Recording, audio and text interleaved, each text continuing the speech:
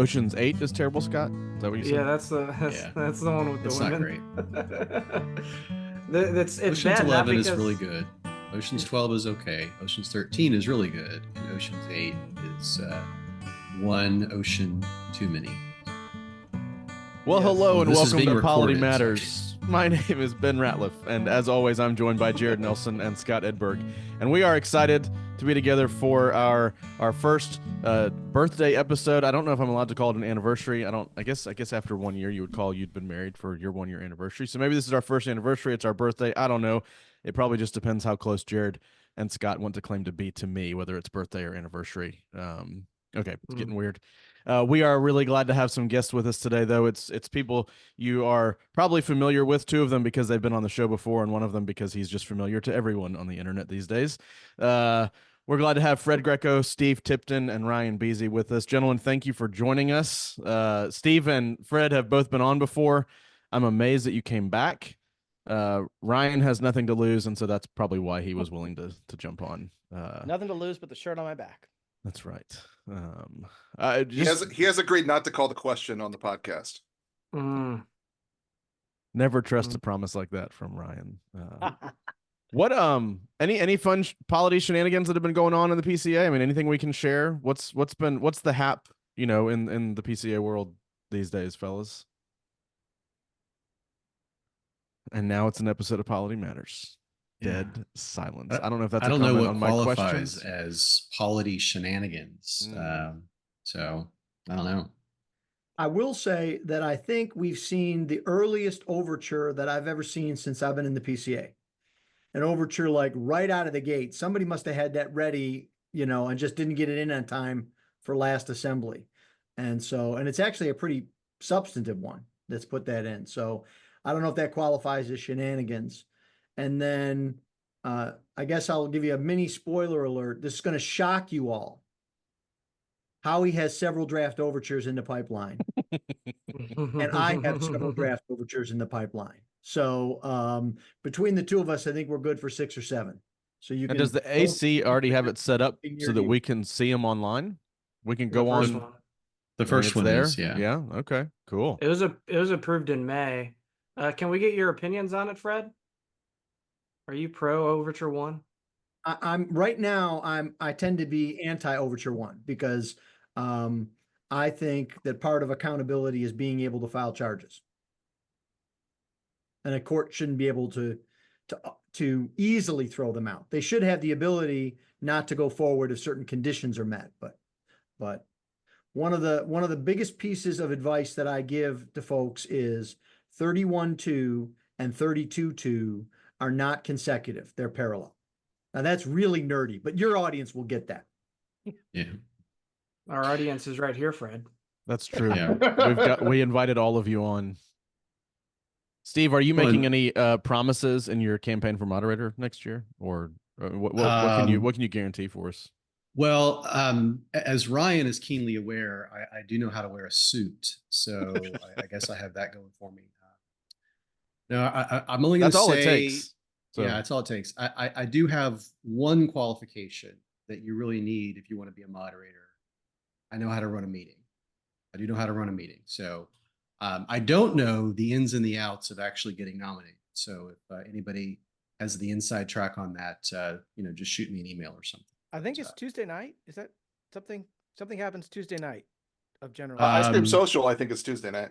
Okay, it will be this year. After the ice cream social that you nominate the moderator, or I think it's at the Ice Cream Social. I know what the REO says. I'm just, all the other things I'm not aware of. So. Whoever is gifted the most ice cream at the ice cream social is nominated. That's the way you do it. Okay. Yeah. I could bring Bluebell. That would be like, I'd get right in on Bluebell. Give me that high fructose corn syrup. Yeah, if I'm lactose intolerant, am I disqualified from ever becoming moderator? Is that what it is? I think a lot of ice cream doesn't have lactose. It just shows your commitment. If you're willing to eat it, even if you are under such a malady, then you really show how desirous you are. This episode's going great. Oh man, I love it. It's been so serious already. We should really play a game. Jared, do you have a game that we can play? I do, and it would somewhat introduce some details of our lives to the audience. And so we're going to play a game of host versus guests to see how well we know each other here. I know particular details of the lives of pretty much everybody on here, or the public or private. And so I'm just going to ask a question that is about the host to the guest and about the guest to the host. And many of the host questions, if you've actually listened to Polity Matters, have come out. So we'll see if anybody's actually been listening to the program. So does this mean like you're going to ask me and Scott a question about the other guys, and then you're going to Yes. ask the three of them questions about the three of us? Yes, and Okay. then for the greatness of the audio version, you can just raise your hand if you think you know what the answer is. If we're ready, we don't have any kind of intro music for this or anything like that, or Oh, I can fun get it in name post, or man. graphics. Yeah. Oh, there you go. All right. So I'd like to start off with the guests, and this has come up before on an episode of Polity Matters, but for the guests, so Ben, Scott, you can't answer this. Scott has a particular opinion that the BCO, as lovely of a blue color that it is, this is Scott's opinion about what color the BCO should be if it was not blue. Does anybody know? Anybody want to take a wild guess? Ryan. Orange? Orange is correct. Do you know why orange? I assume because that's the Dutch order. Yes, that's the color of the Dutch book. It's also a good Protestant color. It's a My good dad always Protestant made color. me, yeah, my dad always made me wear orange on St. Patrick's Day. It's why our General Assembly pens were orange, by the way, for anybody that is really wanting a deep cut. There you So go. All right. if I had guessed pink, everyone across the PCA would be questioning his masculinity. Yes. They See, already do that, I think, There's Fred. strategy here. Yeah. Have you seen what he's wearing right now? I mean, look at that hat. And that All right. bow tie. All right. I'm going to ask the host a question now, and this one is going to be about Steve. Can either of you name the armed services branch that Steve Tipton served in? Ben and Scott. I think I know. Scott, you want to try? If you know, say it. We're on a team. Aren't you a Marine? I am. Yeah. There you go. Very good. We have a 1-1 here. This is a close race. All right. So going back to the guests, Ben has a side hustle website that is not about Polity Matters. You're gonna out this? Oh man. Yeah. Can you guys Wow. name what that side hustle website is? The guests. I'm Wow. afraid to guess. Oh, Brian. Ryan. Is it Reforming Men? It is Reforming Men. Very good, Ryan. Ryan is carrying your team right now. That is a This is- side hustle. Right. Are you making money off that, Ben? No, not yet. Not yet. I I think don't it's make costing money you off money. of anything. Yeah, all these endeavors I would cost guess- us money. I think Maybe- everything's costing me money at this point. I have 6 children, really, 4 daughters, Polity Matters, and Reforming Men. So All right, for the hosts, this is a question about Ryan. Ryan, of course, has many different side hustles. I think 3 or 4 podcasts, something like that, a week. Can you name either one of or both of the first 2 guests that Ryan Biese had on his podcast, The Westminster Standard? Ben and Scott? can you give me like 45 seconds? You can't Google it. Okay. I need then an answer no. here soon. I cannot. Scott? Just give me one of them. Give you one of them. I don't think I could do that. Oh, I'm gonna say it was Fred Greco. that is incorrect. It was Fred, Zach have you even Groff. been on it? Yeah. Yeah. I think so. It was Zach Groff and David Cassidy. There's a little bit of variety for you. Wow. I also would Man. have taken Sir Topham Hatt, but that's a little bit more of an inside joke. All right. I will say one of the best podcast episodes that exists right now is from a few weeks ago when Ryan interviewed David and Jason together. That is phenomenal content. mhm. They were Yes. great. Fantastic. All right, to the guests.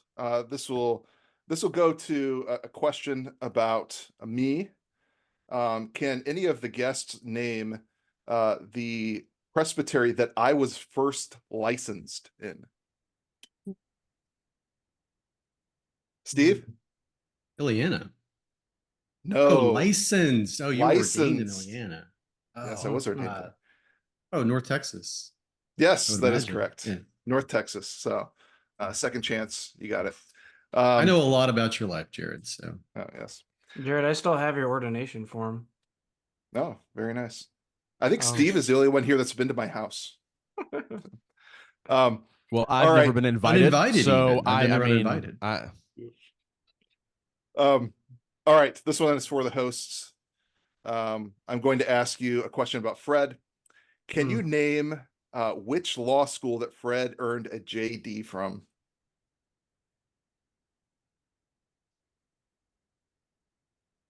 Chicago. That is incorrect. Bren, do you want to try?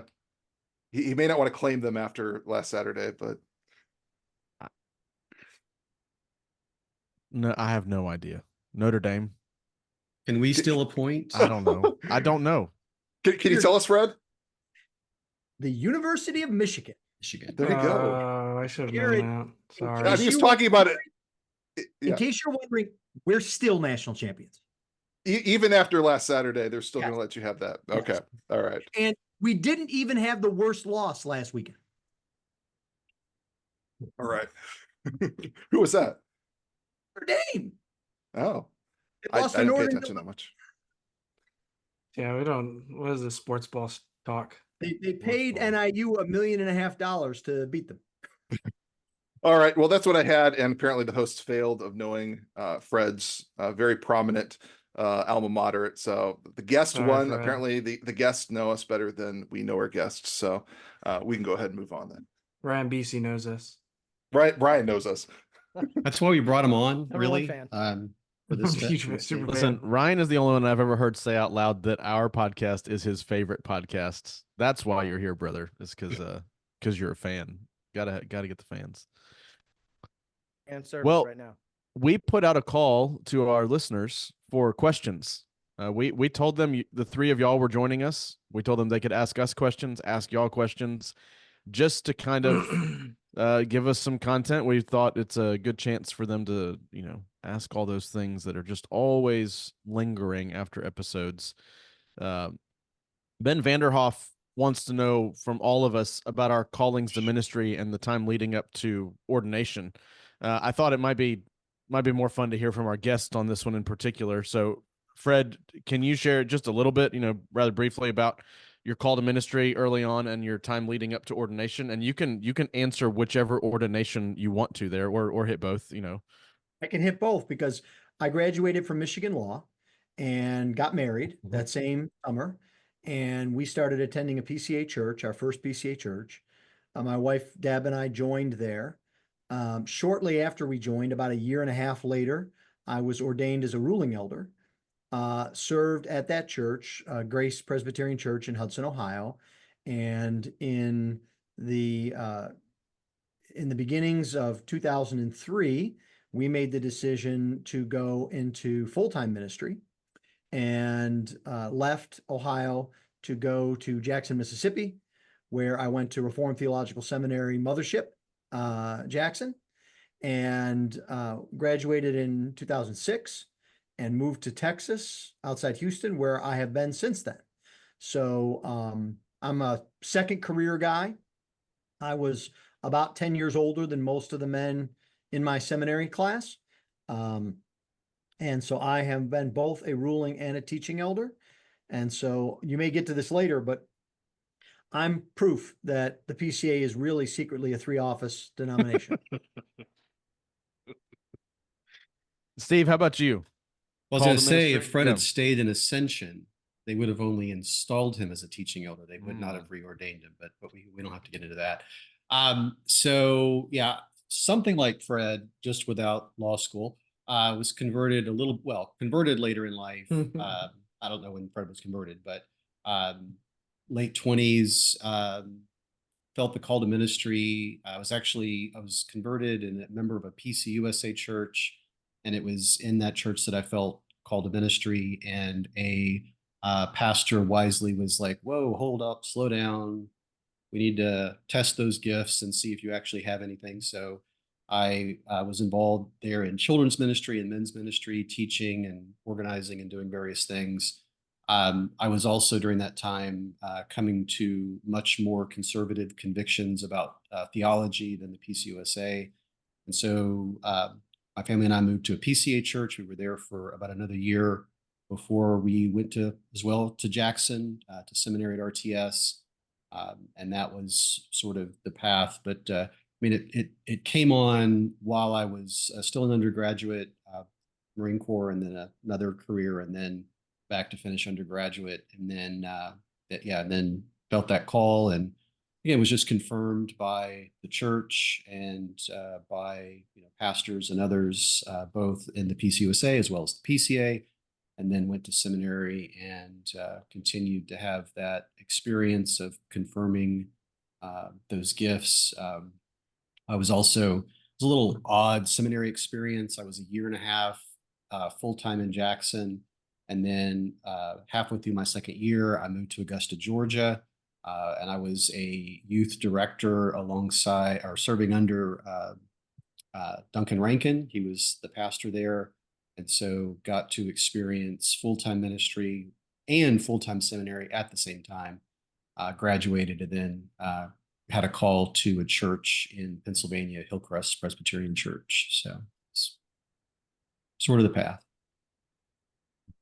I love the theme of seminaries that we have going right now. Jared, Everyone here hope you has feel gone comfortable. to It's a safe RTS space. Jackson. Yeah. Everyone here has been to RTS Jackson. I guess I've stepped foot on that campus. Which campus? Jackson. The old one or the new one though? That's the question. Oh no, the old one. Yeah, the old one. Well, that's Classic. the one. Ryan, how OG. about you, brother? Yes. Well, continuing the themes, I was a student at Grove City College and a member at Hillcrest Presbyterian Church while Irfan Hughes was pastor there. And I was an education major, planned on being a history teacher and cross-country coach. And but over the course of college education, I decided I didn't really like the education classes. I still liked education, but not the education classes. So, but I was also in a class with Ian Duguid going through Judges and Ruth. And I really liked finding Christ in the Old Testament, and all through much of college, Irfan had gone through the Westminster Confession with me. So I had these things swirling around, and it sort of came to a head my junior year when I don't really like making lesson plans and teaching to a textbook, but I really like discovering and teaching about Christ and the doctrine that Irfan and I have been talking about. And so I went and talked to the session at Hillcrest, and they sent me to RTS Jackson, of course. And then I took a call to a church in Mississippi, and now I'm at another church in Georgia. Well, gentlemen, thanks. I don't know. I'll let Scott and Jared decide. Do you guys want to answer this question too? Or you just want to leave them waiting? Good. Sounds good. Appreciate y'all's contributions to the content of the show. Yeah, fantastic.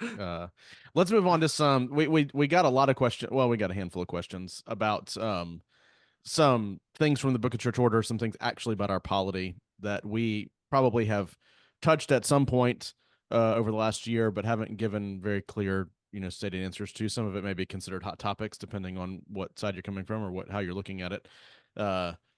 So these are somewhat random, but I'm just going to hit a few of them, and we'll see what kind of good discussion we can get. The first one that I want to bring up is from James Norris. He put this to us on Facebook and asked us to discuss the common practice of term or rotating sessions where elders are elected to classes. He said it's not anywhere in the BCO, and it seems to run counter to, yet it's practiced in many presbyteries throughout the PCA. So I guess first I'd be curious who has some experience with this. I've served in one church that had rotating sessions, and then the last two I've been with haven't. Maybe let's start with Steve. Talk to us about this. Where does your mind go first, and then we'll kind of move around and see what we can get. Yeah. Well, you discussed the common practice. It is a common practice in the PC. I don't know what to say. Yeah. I guess you tend to find it not exclusively, but often in kind of larger churches. My church is 125-ish, and it would be completely impractical for us to try to have a rotating session. And in fact, both churches that I've served in have not really had rotation. We don't have it at all here at Hillcrest. The elders serve terms, but there was no requirement to rotate off. And so effectively, the session I started with was almost exactly the same, 12 years later. So it's sort of a hybrid system. I do think it probably stems a little bit from, I get in trouble with some people, kind of a little bit more of like a corporate, in a way, attitude of sort of like a board of directors. There is I don't know, call it an assumption again, where elders, it requires a lot of effort to be a ruling elder, and I don't disagree with that.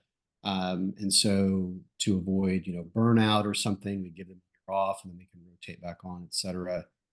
Or you just have, the perception is, whether this is true or not, the perception is you have more men with gifts than would be feasible or practical in a particular session. And so those are a variety of reasons why it may have come about. It's not what I would call the default mode of the BCO. In fact, I don't think you could read the BCO and walk away with a positive expectation that you're going to have rotating sessions. And I think that even comes through in some of the language of James's question. But I do think that there is a distinction that can be made between the ordination of an individual, which of course ordination is perpetual. And that's true even if you move. I mean, if you move to another church, your ordination doesn't go away. You're not actively serving as an elder, but your ordination itself doesn't go away. But there's a difference between the ordination and the performance of those duties. You do run up against an interesting BCO, maybe not problem, but conundrum, or whatever you want to call it, where if a ruling elder is not performing his functions for a year, then there's steps to take to demit them or remove them from office. And so even like a sabbatical, can a ruling elder take a sabbatical? Sure. It had better be less than a year, or there are sort of BCO implications for that. But yeah, I mean, it is a common practice. I don't think it necessarily contradicts anything in the BCO per se. But it is, again, I don't see it as the default understanding of what the BCO say. I always think it's kind of awkward when the question comes up if somebody's up for re-election to the session and the congregation doesn't re-elect them to the session. Like, what are they saying? Are they saying he's not qualified, or is he saying he shouldn't be serving on there? That's one of those things that's like, that's an awkward thing if that happens in your church. And it was funny, if I could just give one other little quick anecdote. We were at Hillcrest, the previous church, we had a motion to the congregation to actually just get rid of the whole election thing, because it was taking up an enormous amount of our time. Every year there was a couple of ruling elders and several deacons that had to be trained and examined and everything else. And I was the moderator of the meeting, and the ruling elders were obviously there. And so there was a question that came up that none of my ruling elders felt comfortable answering, because it's about them, and I was the moderator, so really shouldn't be answering questions. But it was, well, this rotating system, is a way to get rid of bad elders. And I mean, I think that's one of the worst arguments that has ever been made for term eldership. On the one hand, if an elder is bad, there needs to be almost a Matthew 18 or some kind of process where you go to that individual or come to the session, whatever. But the only way that you could get enough of a congregation to realize that ruling elder Tipton is a bad guy and we need to get rid of him is through gossip, by spreading that information through the congregation, right? And so it's just it's a horrible idea. We have to have a way to get rid of bad elders. Well, we have a way to get rid of bad elders. It's called discipline. It's called process. Or at least, other elders coming alongside and saying, hey, brother, there's an issue. Maybe you need to step away, take it, whatever it is. So, but And I really want to hear what Fred has to say. inevitably those guys will get renominated, right? When they come back, like, oh, he was an elder before. He seems like a good candidate again. And then the session is put in this weird situation of like, what do you say? Can you not recommend him? He rolled off as a man in good standing. You have to have some sort of reason to say no to him that's legitimate. And so often they'll just roll back on. It's like deferred pain. You're just like, okay, I'm going to take a year break, and then I'll have to do 3 more years of pain, and then I'll get at least 1 year of break. And so it's just deferred problem solving. Passive aggressive demitting. Yeah. Fred, drop some wisdom. I can see it coming out. So I think this is an issue that gets overplayed at times. For example, I'm sorry, Steve, I think I disagree with you about 24/9. I think that 1 year period only applies to someone who's installed, not someone who's uninstalled, because the remedy in 24/9 is to uninstall him, not demit the office. It's to dissolve the relationship. But I think what happens is we talk a lot about being to office, but then we come to this issue and we treat pastors very differently from ruling elders. So everyone would say that there's a pastoral fit, that not every man, because he's a godly man and knows the Bible and is qualified, should be the pastor of every congregation. And yet we have a discussion just like we're having here saying, well, any man who's an elder, who's qualified and is godly should be a ruling elder of a given congregation. And I think the answer to that is no. And so I think that first of all, the BCO is intentionally silent on this. It was deliberate by the founders not to take a position either rotating or non-rotating. The BCO has also written that it is virtually impossible, apart from discipline that requires a censure, to remove a ruling elder. You can remove a pastor by calling a congregational meeting and having a vote. Even in the book, if the congregation calls a congregational meeting and votes unanimously to dissolve a relationship with an elder, it is completely up to the session to do what it wants to do, and it can ignore the congregation completely if it desires. That's the way the book reads. Now, it's not going to shock you to know that the Book of Church Order was written in the main by ruling elders. And so there's a distinction there. I will say, though, that I think the more common rotation practice of having automatic terms and forced sabbaticals can be problematic.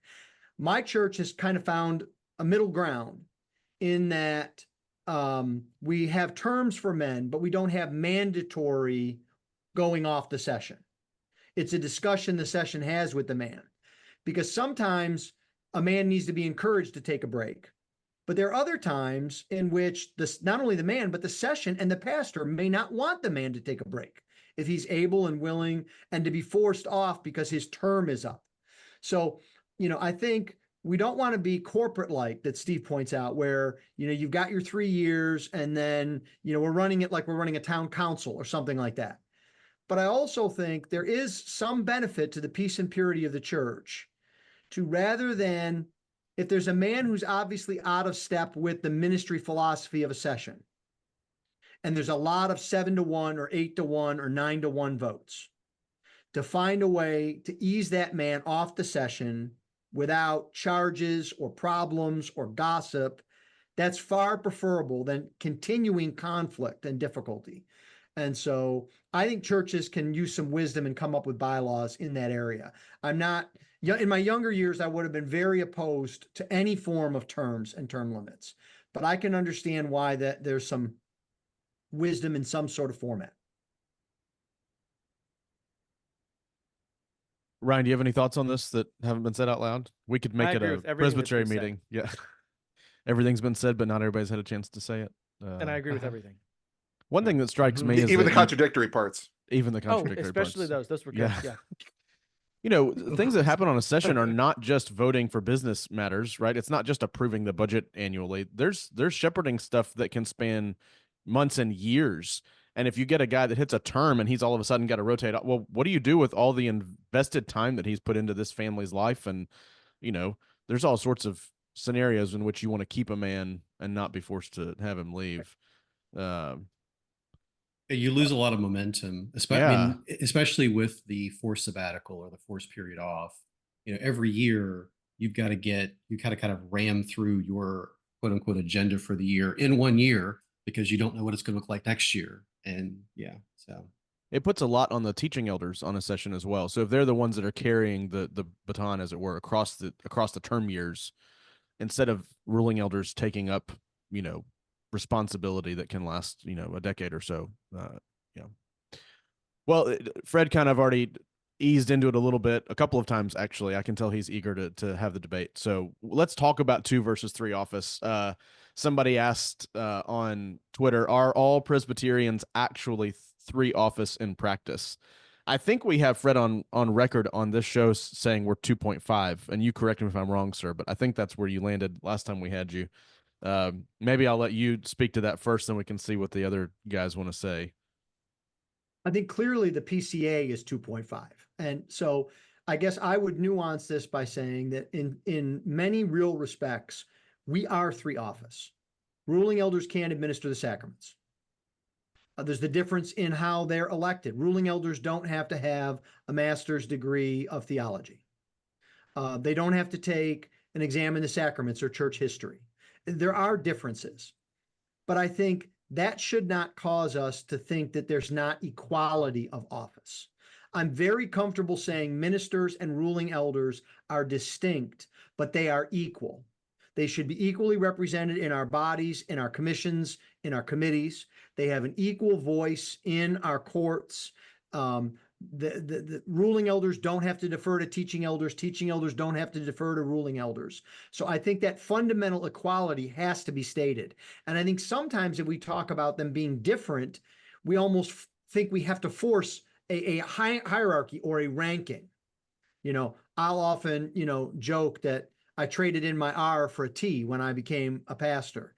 And then depending who I'm talking to, someone will say, oh, you got promoted, or, oh, you got demoted. I think that's a wrong way to think about it.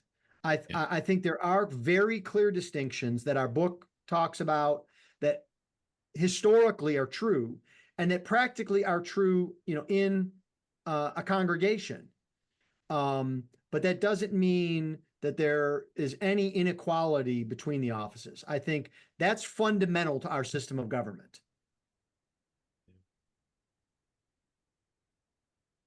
Y'all jump in. Yeah, well, I was gonna say I don't know. In my my Presbyterian history may need some help here, but if there are any or have been any actual 2 office Presbyterian churches in which those differences that Fred just enumerated between a ruling and a teaching elder have not been observed, where ruling elders have to go to seminary, they have to be able to administer the sacraments, etc. And so, it may be that all Presbyterians are 3 office in practice. When I looked into this a number of years ago, for some reason, more on the history of the PCA and how this all came about, as Fred was kind of describing it, it does seem odd to me that if the primary thing you're trying to support or enshrine, maybe, in our polity is a parity between the 2 offices or the 2 orders, as we call it now, that it's just as easy to do that by enshrining parity rather than by saying they are the same office just with 2 orders.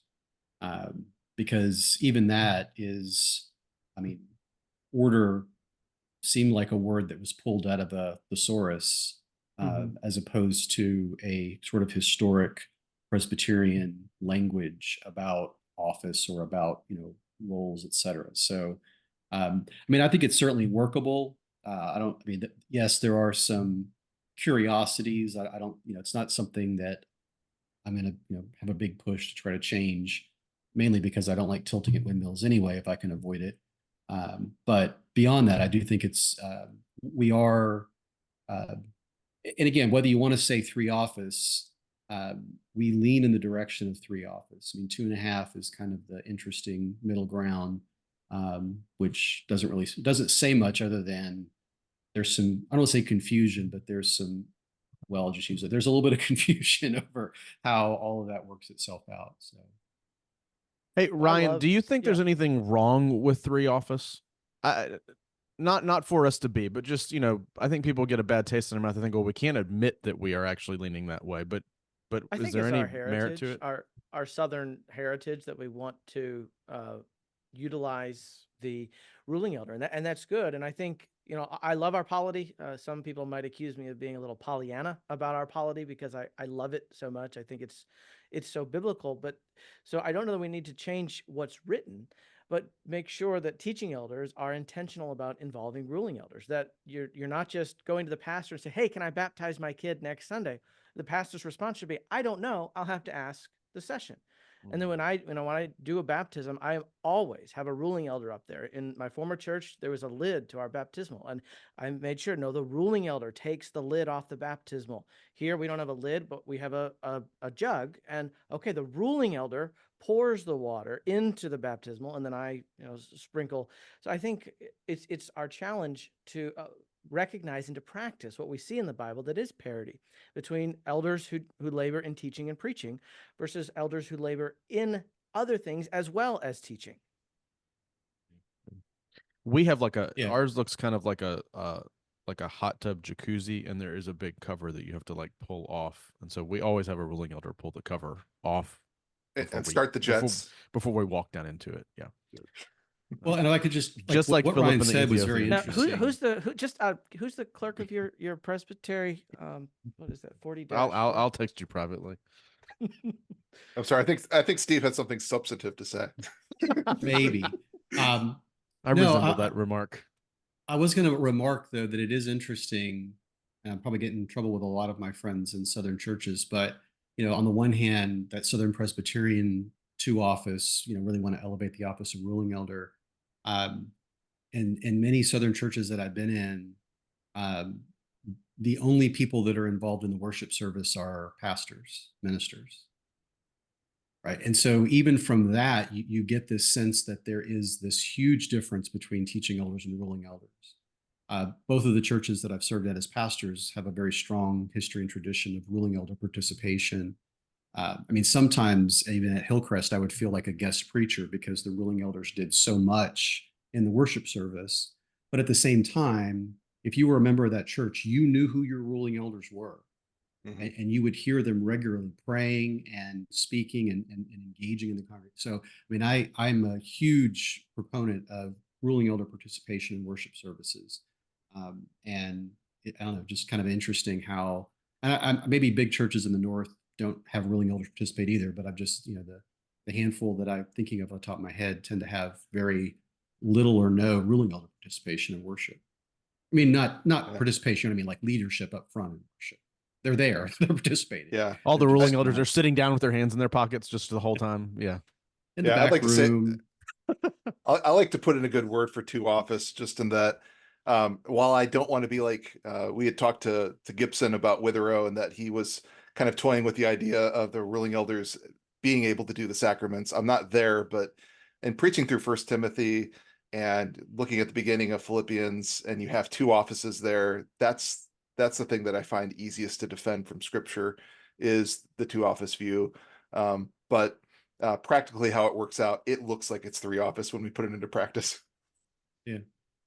But even especially those who, labor in teaching and preaching. I mean, there's a distinction of some sort, whether it's order or office, we can wrestle with, but Yeah. Well, kind of moving on from this, and so I'll say that this issue of 2 to 3 office is not allowed as an answer to the next question. And hopefully we can work our way around. I wonder if y'all have different things on your mind here, but what do you see as one of the biggest, this is Joshua Walker. He says biggest problems or difficulties or contradictions in the book of church order that we need to address.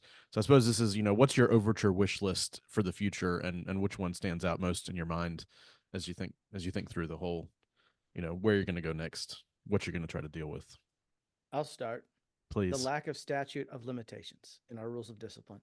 We took it out because of a good, godly desire to address concerns, fears about abuse. I think we reacted to concerns there. But right now, anything that you have done 20 years ago when you were, in junior high is now the proper object of judicial process. And, I'm not saying we should go back to the 1-year standard, but I think we need some objective, clear, not just guidance for courts, right? There's guidance now that, well, if the passage of time, and courts are going to react to the headlines and the media. We need some objective, clear guidance that, no, this has justice for the sake of justice. This has been 3 years ago, 5 years ago, whatever it is. We need to settle on a time that is objective, firm on a statute of limitations. I think that's a major issue that we're going to have.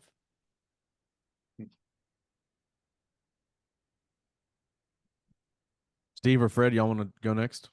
Sorry. This is kind of a loaded question because I don't have an overture wish list. I have an overture drafting board. So I've got 2 issues that I hope you'll see in June. First of all, let me comment. I agree with Ryan entirely. And I've actually toyed with the idea of drafting something in that area. And I actually think we don't need to worry about what people want us to worry about, because I think if we're worried about the man who is guilty of abusing someone 20 years ago, if that's handled in the civil courts, I think a conviction that was given a month ago for a 20-year-old thing that's a sin unfolded immediately, Right. and can be dealt with. So I think 2 big issues that I'm passionate about right now are, number one, we do not have a good and clear mechanism for raising the level of censure. Scott knows a little bit about this. We had a case that came out of his presbytery, and the SJC had a decision. And the problem is there's nothing in the Book of Church Order clearly to say how you're to do this. And that makes me nervous. So I'm in the middle of trying to draft something that would make it clear. Maybe it'll get amended, maybe it'll get changed. Maybe people will reject it, but to get something clear. And then the second thing is, I think we have a gigantic hole in our polity with respect to men who are called to non-congregational works. RUF ministers, missionaries, chaplains, military chaplains especially. And there really is nothing in the book that handles what I would call someone who is called to a needful work, BCO 8.4, I think it is. What does that call look like? Where does the call originate from? How is that call dissolved?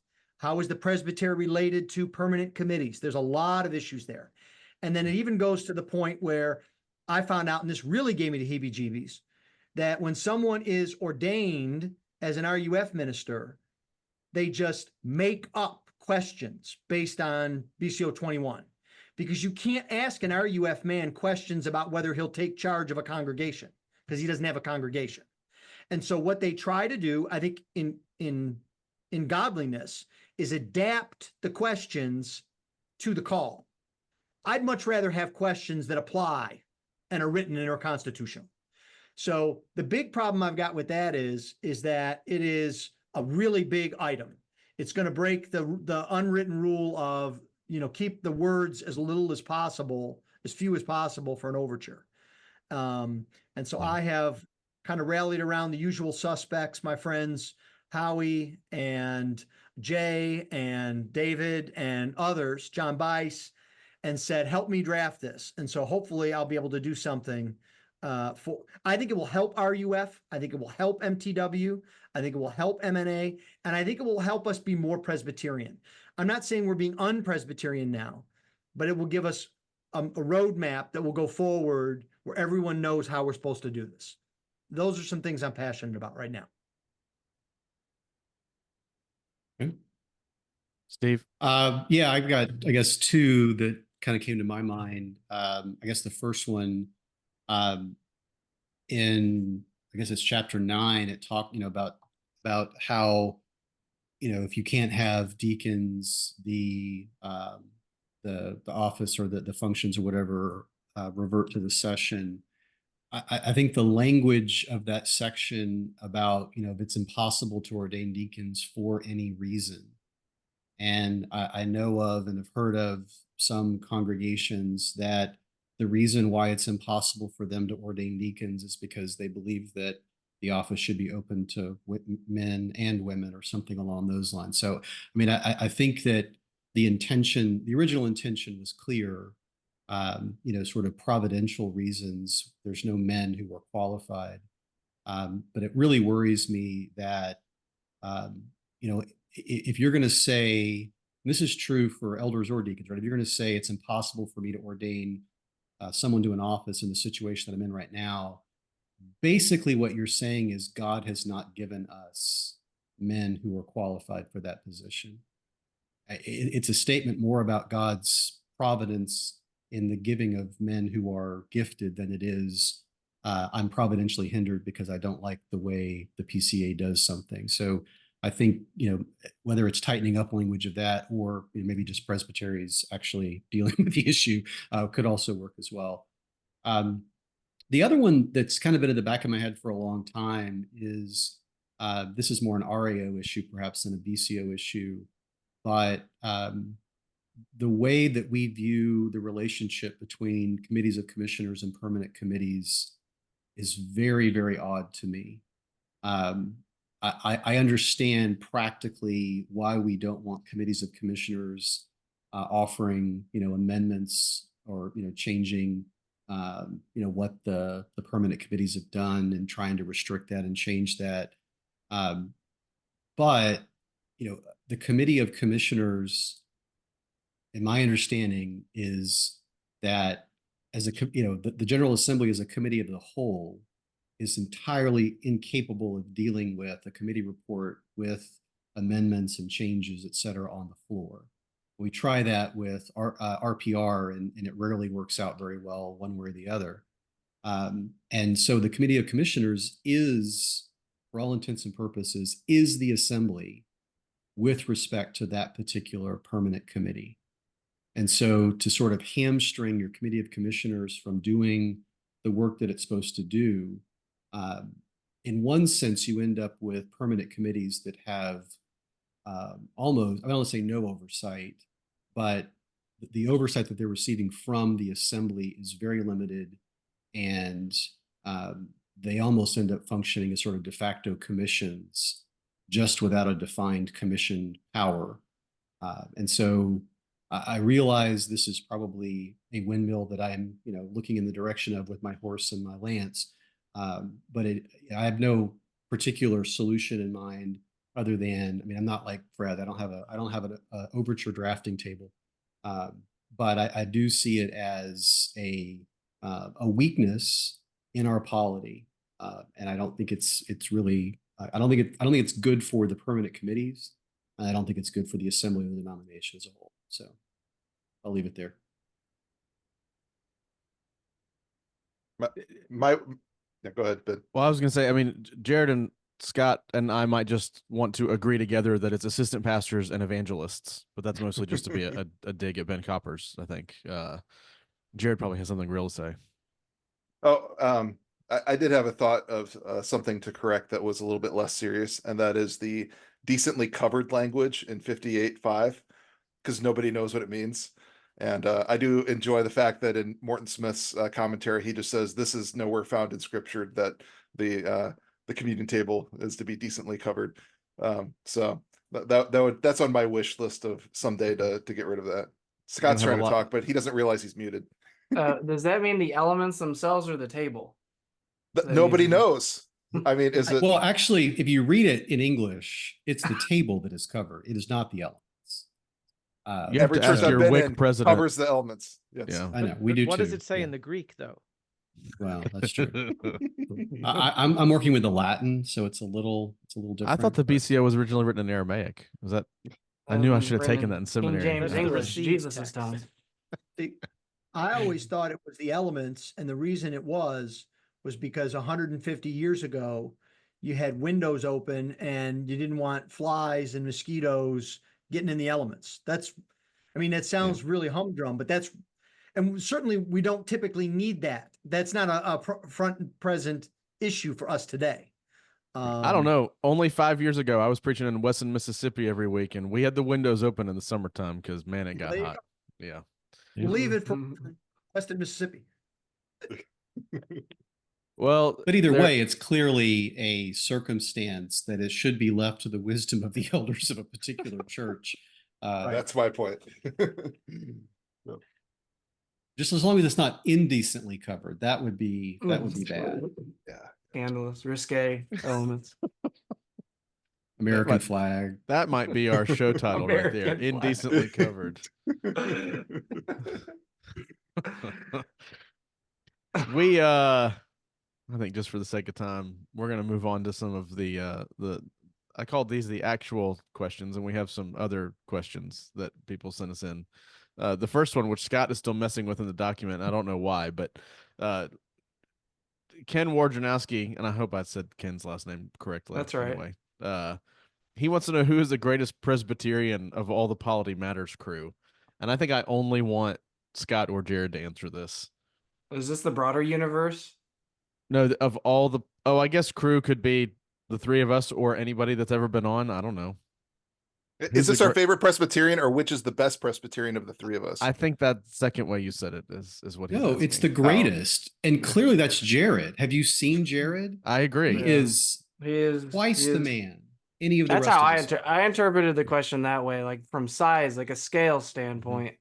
The greatest would be Jared. He's the greatest man in this chat right now. Absolutely. That's true. But wait a minute. But does Jared have his own spreadsheet? I mean, seriously. Well, that's a fair point. That's accomplishments. Let's not bring that up. If there's going to be an argument, we can just split the difference and say me, and I'm okay with that. So he has 2 websites. Yeah. Two. You have the greatest beard. I'll give you that. That is true. Pretty impressive.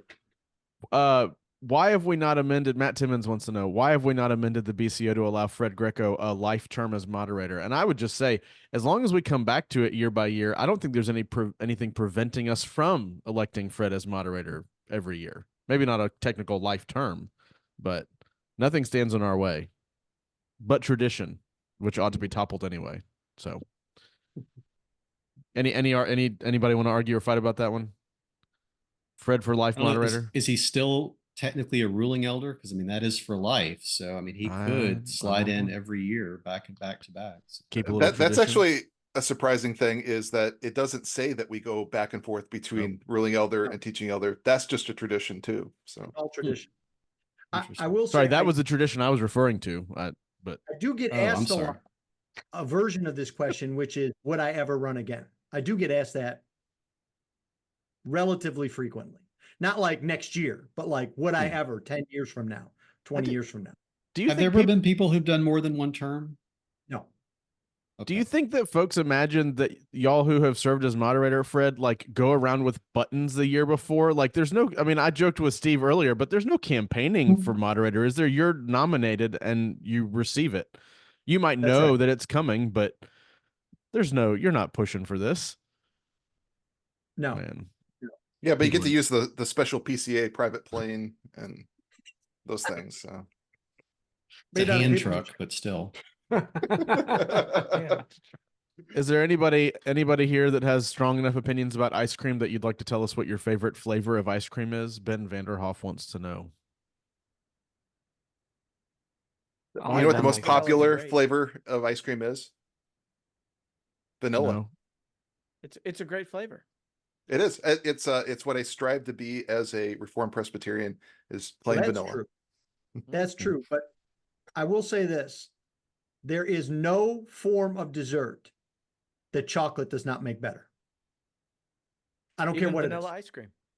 Don't they have some because it may make it sort of chocolate. Yes. Like you what's could what's that Italian version of ice cream? What do you guys call Spumoni. it down there? Gelato. Gelato, spumoni, Italian ice, all of it's good. Is there some sort of a Italian pasta ice, and though? Is that a thing? Sorry? I was gonna say, is chocolate Italian ice a thing? It sounds. I've never had it, but I think it sounds good. Chocolate flavored ice. I mean, it's That's chocolate. That's the American version of There you Italian go. ice. Yes, that would All be right, true. guys, calm down. This is a polity podcast. We really should not be talking about ice cream this much. Or Italians, I guess. I'm trying to figure out which one of these I want to say out loud. Ben Coppers wants to know who is your favorite Southwestern evangelist. Isn't Kenneth Copeland an evangelist? There you go. I'll take that. Southwest? That's our answer. You got that, Ben? Copeland. He has a I private. don't know. plane, or Ben's a great guy too. He's Ben. Who? Coppers is great. He's the Ben Bishop of Coppers, yeah. Utah. Cappers. I don't know how he says it anymore. He's the Cappers. Archbishop of Utah. If your listeners want to support a good mission For work real. in an important field in America, Ben is working in Utah, where there are virtually no Bible believing Christians, and he's doing a slow, steady, ordinary means of grace work. Our church supports him, and look him up online, and it's well worth a look for your support. And, Ben is amazing. And He Fred said left on a this settled- program before that if there was a need for an evangelist in the PCA, it would be in the state of Utah. That's right. Yep. That's correct. Also an RTS grad. So just Yeah, take note. RTS Jackson. We are exclusive on this show.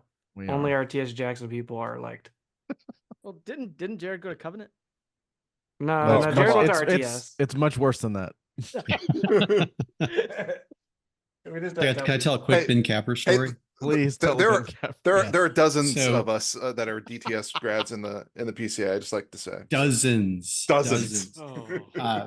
So when I was called to the church I'm at now, the 3 weeks or so between, maybe it was like 4 or 5 weeks between when I accepted the call and was installed. There was a weekend that Ben Cappers had been asked to come because we also support him. He was going to come down and preach, and it was April, and yet cold weather still delayed him coming out of the far northern reaches of the country, and so he was not able to come. And the session was trying to figure out what they were going to do because it was like last minute.